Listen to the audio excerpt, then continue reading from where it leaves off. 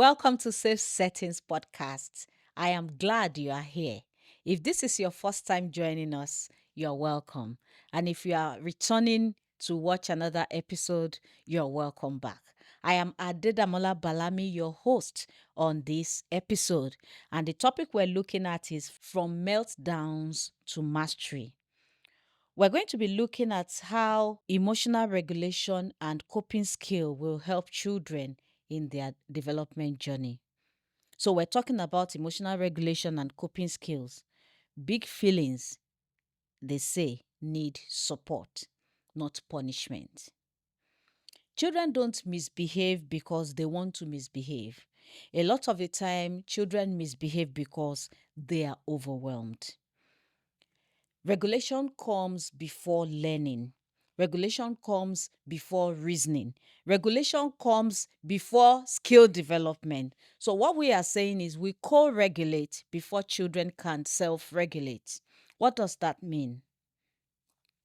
When an adult is able to express regulation in their emotions, where the children are, and they understand it, the children are able to understand it from their inner world, then they learn to self regulate. Today's topic is going to be guided by certain questions. And the first question is, what helps in moments of emotional overwhelm? Sincerely, how do you support a child that is emotionally overwhelmed? A lot of the time you hear minders, educators, or even parents labeling such children. You're so aggressive. You're a stubborn child. You're a spoiled child, and so on and so forth. However, calm presence, a calm presence of the adult will help the child to settle, will go a long way in reducing the overwhelming effect of a particular emotion that the child is feeling. Also, when we teach children to let the slow breathing technique and they learn to practice it, it helps them slow down and breathe. I remember there are some children that I taught when they were toddlers that when they want to talk and they want to talk with the whole emotion, their outburst of tears and all that, I tell them, calm down and breathe. Breathe. When you take a breath, count 1 to 6, and as it going on, count 1 to 4. Then, as they do that, they start calming and they're able to express themselves without crying, without an outburst that even prevents you from understanding them. Calm presence, learning the slow breathing technique, and feeling understood before being corrected. You know, as adults, sometimes we hear about maybe a behavior of a child, then we get to the house, maybe from work, we summon the child and we start dishing out, instructions, corrections, and orders. But the child needs to feel understood before we can correct the child. So instead of doing that, there is a place for us to ask the child, what happened? Why did it happen? When did it happen? Who was there? What could you have done? Why did you do it? When we ask questions like that, the child sees that you are trying to understand their point of view. You are trying to understand where they stood when the occurrence happened. So when a child is overwhelmed, upset, or experiencing a meltdown, their nervous system is already in an alarm mode. There is no need for the parents to come and start ringing any other alarm. Like a child has done something wrong in the school, the teacher reports to the disciplinary officer. The disciplinary officer goes all dramatic. As the teacher is dramatizing, the officer is dramatizing, then they bring the principal in. The principal too is dramatizing. Already the child is in a panic mode. Adults are supposed to come in to create that safe space where learning can take place, correction can take place. Because like we said, their brain is already the nervous system is already in alarm mode. So the brain is not in a place where it can reason, learn, or even listen. I was saying, keep quiet, listen to me. The child keeps saying, no, that's not what happened. You say, keep quiet, listen. He says, that's not what happened.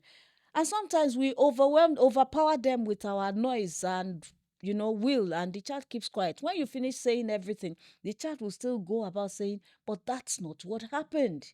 Because the child has not been understood. So, as adults, when we want to step in moments of emotional meltdown, knowing that the child's nervous system is looking for another nervous system that feels safe, not a nervous system that is chaotic, we will want to come in and speak slowly as adults, as minders, as educators, as parents, regardless of the event. Come in and speak slowly. As parents and adults, we should also practice our steady breathing. Let your breathing be steady. You bring the calm and peace to the environment. Because what are we going to do about the event eventually? We're going to correct, we're going to instruct, we're going to discipline. And all has to be done in love. So, what is the essence of correction or discipline that is done where the child has not learned anything? So, adults and minders and educators and parents, we should learn to soften our voices. Speak with soft voice in the midst of chaos and stay emotionally present. When we do this, the child's nervous system begins to mirror that state and then it starts calming down. Until you have achieved that state of calm in the nervous system, learning cannot take place. And this is what we call co-regulation. Remember, we say before a child can self-regulate, we would have co-regulated. So before children can self-regulate, they will have to borrow regulation from us. That's what it means. So calm is not a command. Calm is an environment. And when a child is experiencing meltdown, the parent or the adult or the minder or the educator or teacher is the one that should bring in the calm. So another question is, what should parents avoid in meltdown moments? Avoid lecturing. That's not the time for sermons. That's not the time to teach anything tangible. Avoid shaming. Because sometimes when parents don't know what to do again and they are felt so embarrassed by their child or the child or they are overseeing, we tend to want to shame them. We're kind of projecting shame on them. And we are the ones feeling ashamed because of the action. So, what should parents avoid in meltdown moments? Number one, shaming. Avoid shaming. Avoid lecturing. Avoid trying to teach the child at that moment. Because when a child is still emotionally flooded, there isn't much that can be learned. So why would you bother telling a child to calm down when you know it won't work? Because when you do that, you are asking the child to do something that their nervous system is currently unable to do. For example, it's like telling someone that is drowning that they are drowning and you're saying, learn to swim. I am telling you, learn to swim. Remember the butterfly move. The person is drowning. What they need at that time is support to come out of the water. Maybe when they're out of the water and they can breathe and they know they're not going to die, they remember the butterfly move and they will want to practice. Or someone that has a broken leg, you're telling them, try and walk, just move the leg, just walk, just walk. What they need at that time is support. Somebody to give them wings, to move and get to a place where they're no longer feeling the pain. At that time, they can start walking. So they don't need instruction, they need support. Once the nervous system settles, learning can happen. So it looks like lowering your voice instead of raising it. You're creating that calm environment. Slowing your movement instead of speeding it up. You're creating that environment. Taking a breath before responding. You're not listening to the child to give the response immediately. You are listening to understand. Seek to understand and then be understood. All right? And then saying to the child, I'm here. You're safe. instead of yelling, "Stop that, keep quiet, sit down, don't talk," and all those things we do when there is a meltdown. Handling emotional meltdowns is not about being perfectly calm all the time. So there is grace for parents also to lose it. Like, what happened? What did you just say? Who did that? Why would they do that? And all that. But it's not about being perfectly calm all the time. It's about returning to calm and letting children feel that return. So even if you have been overwhelmed, then you return to calm and you start taking it from there. Why does this matter? Why do we need to be the calm? Why do we need to be the environment that assures children during meltdown? Because they don't just learn behavior. Children do not just learn behaviors. They learn patterns, our emotional pattern, our responses. That is the core of it. Say, that's how he is. Oh, his grandfather is like that. When his grandfather is angry, the whole estate will feel it. It's a pattern that children learn. So we need to understand this as a reason for us to co-regulate so that they can self-regulate. And they often ask, how do I handle stress? Have you ever been asked by a child, how do I handle stress? I'm stressed in school. You know, if you create that safe environment, your child can come and tell you, a child that you don't even expect. There is a girl I like in my class and I feel stressed because of it. And you're asking, how old are you? He says he's 7. You're already, you're like, what's going on? So children can come and ask you, how do I handle stress? What do I do when things feel too big for me to manage? Is it safe to feel overwhelmed? When they're asking questions like this, they are looking for that safe environment. They are looking for co-regulation from the adult, from the minders, from the teachers. And the answers come from what they experience with us, not what we teach, not what we lecture, not what we command or control. The answers they're looking for always come from what they experience with us. So we do not train children into calm. We invite them by being it. I'm going to say that again. We do not train children into calm. We invite them by being it. Remember, we've been saying be the calm, be the environment. And that invitation is one of the most powerful gifts we can offer our children. That invitation to co-regulate and learn to self-regulate is a powerful gift that we can offer our children. So this episode has loads of practical takeaways. I believe you have taken some, and I'm going to mention others. Teach breathing, grounding, and movement. This helps children to regulate. We spoke about it when we started. Breathing tells the body whether it is safe or in danger. So when you practice that slow breathing, it sends a safety signal to the brain. But when somebody is breathing so heavily and it's like there's danger. So how do we teach children to breathe? Okay, let's just take it. You can tell them to count together. You breathe in and you count 4. You breathe out and you count 6. So let's practice it. Let's breathe in.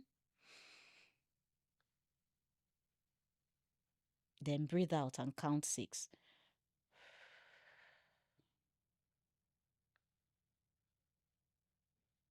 When a child does that like 3 times, they are already finding their peace. So they can now express the emotion. They can share the experience. They can tell you exactly what happened, and then you know how to come in. So we practice this together. Why does it help? It slows the heart rate and it reduces stress hormones. When we count like that, the heart rate slows down and the stress hormones also goes down. All right. How do we now teach grounding? Grounding helps a child to come back into the present moment when emotions or anxiety pull them away. Remember, we said it is returning to calm sometimes for parents. So that is grounding. It helps a child to come back into present moment, especially when anxiety pulls them away. So how do we teach it? We can ask them to name 5 things that they can see. And for adults too, it works. When you are just overwhelmed and you want to practice uh presence, you want to be present, then just look around you and start being conscious of the things around you. So name 5 things that you can see. Oh, I can see a pole, I can see a lighting object, I can see, by the time you start doing that, you are coming back to present. Then you can say name 4 things that you can touch also. By the time they are doing that, they're becoming aware of their environment. You can say 3 things you can hear. So the person or an adult or a child, you know you are hearing, oh, I can hear the sound of music, and I can hear a car honk, I can hear somebody's voice, and all so on and so forth. You can also ask them to press their feet into the floor and notice their body. All right. All this helps by bringing attention out of overwhelming thought. It takes you out of that place where you feel like the emotion is about everything, and it takes you back to your body here and now. It's not all that deep now. The event has happened. It's not the end of the world. Things are still going on around you. Somebody is still singing around you. There's a music still playing around you. The world is not ending because such event has occurred. So it helps. And we can also teach movement. That's the third thing that we're taking away from today. Emotions create energy in the body, and it is movement that helps us to release emotions. You can stretch. Sometimes you're in a workshop and they say stand up and stretch. It's helping you. So stretching arms and legs, shaking hands and feet, or a quick walk or a dance can help just lower emotion. Sometimes when people are overwhelmed, you can say, let's take a walk. The person is talking and they can't even express themselves. Just say, would you like to take a walk? Let's walk together. By the time you start walking, you see that the emotions will start calming down, because it will help discharge stress and it will restore balance to the nervous system. Everything has to do with the nervous system. So all these three matter: grounding, breathing, and movement. They matter because they help children move from overwhelming emotions to find their calmness. And it also helps because they feel supported while doing it instead of forcing them to do it. So they help do it not by force, but by support. And when children practice this with us, they slowly learn to do them on their own. So it is still a way of us co-regulating while teaching them to self-regulate. Secondly, the takeaway from today, the first takeaway is to teach them breathing, grounding, and movement. And the second takeaway is to stay calm before correcting. If we are not the environment, if we're not the calm, if we have not created that space, the child might not be learning anything while we think we're correcting. We have come to the challenge segment of this episode, and today's challenge is simple. Practice one thing: a calming technique. One of the things we have learned, just practice one of them. That is the challenge for this week. And you can share your experience in the comment section or send to us at authenticallysafe@gmail.com. We want to share your experience with you. Until next episode, when we come again on Safe Settings Podcast, I am your host, Adedamola Flourish Balami, telling you that calm is thought through calm. I'll say it again. Calm is taught through calm. If you want to teach calm, then be the calm. Bye bye and see you.